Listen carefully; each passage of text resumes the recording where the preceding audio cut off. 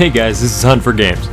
I heard of Ark about a week ago, and the explanation of what the game was simply, it's a survival game where you punch trees to get wood and you can ride dinosaurs.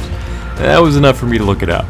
What I found was a surprisingly detailed open-world survival game, but instead of the usual zombies, you're surrounded by dinosaurs. With Jurassic World just releasing, it's the perfect time to get a little dinosaur action in. So here are my impressions of the first few hours of Ark Survival Evolved.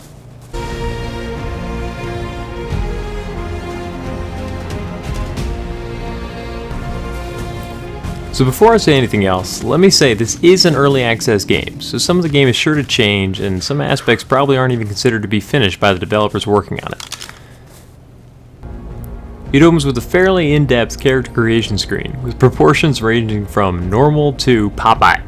Choose a couple of sizes of things and you're plopped directly into the game.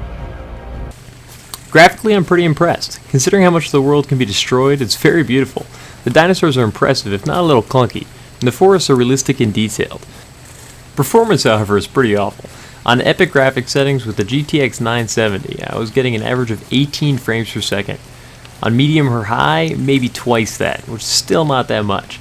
I eventually settled for epic, but with the resolution downscaled to about half. This results in a lower rendering resolution, which blurs the image significantly, but it still retains the pretty lighting effects and draw distances, so it was good enough for me. Gameplay is simple, but it makes sense. Menus are pretty easy to navigate, and crafting is very easy to grasp and get started with. As you level, you gain points to put in your character stats, as well as Ingram points to buy different recipes for crafting. To start off, you just punch trees to get wood. It's the only thing you can do, and it's as hilarious as it sounds. You can't punch too much, because surprise surprise, punching a tree apparently hurts like hell. Soon you level up though, and you can decide which of the tools you want to learn how to make first.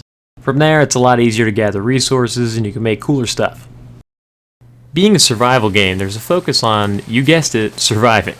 This means that you're constantly battling a rising thirst or hunger, and the more active you are, the quicker both those bars can drain. It works well, and as you progress, you can craft water pouches to carry water with you, allowing you to break away from the shoreline. And soon you'll be able to cook meat, which lets it stay fresh longer and not damage your health by eating it. And of course, then there are the dinosaurs. You'll need to hunt some to gather hides and raw meat, and of course some of them will be hunting you. They can also be tamed and used to either protect you from enemies, just carry your stuff, and you can even mount them to get around faster. And let's face it, how cool would it be to ride around on a T-Rex? So how do all these systems work together? Is it fun, or is it just end up being work? So a game like this is all about the experiences that you have, the story you create. It's not really one that the game tells you. So my first night playing, I'd heard the basics of how to tame a dinosaur. You have to knock it out, either by punching it, using a slingshot, or some other method I don't know about. And then, while it's unconscious, because of your massive fist of destruction punching it over and over again, you have to reach directly into its mouth and just start shoving berries in there.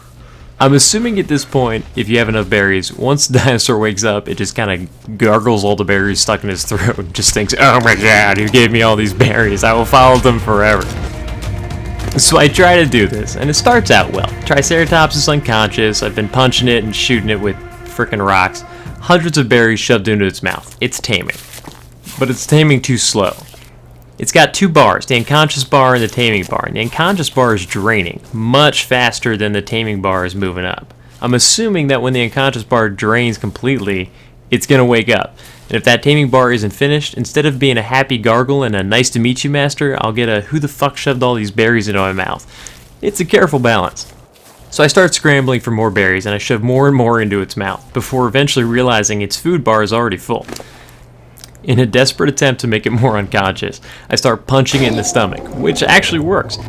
But while that unconscious bar raises, I realize that its health is dropping like crazy. Apparently beating the crap out of a sleeping dinosaur can kill it. So now the taming bar is raising even slower, but I have bought myself a little time. So I recently gained a mortar and pestle and a recipe for narcotics that apparently restore health. I'm like, maybe that'll work on a Triceratops. So I can't put the mortar and pestle down, I need a floor, but I don't have any crafting materials to make a floor. So I run up the mountain to my buddy's crappy hut so I can use the mortar and pestle, leaving my soon-to-be best friend forever Triceratops unconscious in the middle of nowhere.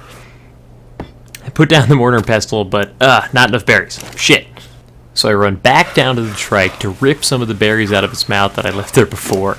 Success. Run back up to the mountain to get to the mortar and pestle, grind the crap out of the berries and rotten meat, and get my narcotic health restorative. I sprint back down to the trike. At this point, time must be running out, and when I make it, I quick enter the inventory management and shove the whole narcotic mixture right into its throat. No effect. Not sure I could have just put the mixture directly into the dinosaur. There might have been another way. At this point, I know I've lost, but I might get a second chance. I take all my berries and the narcotics back out of its mouth.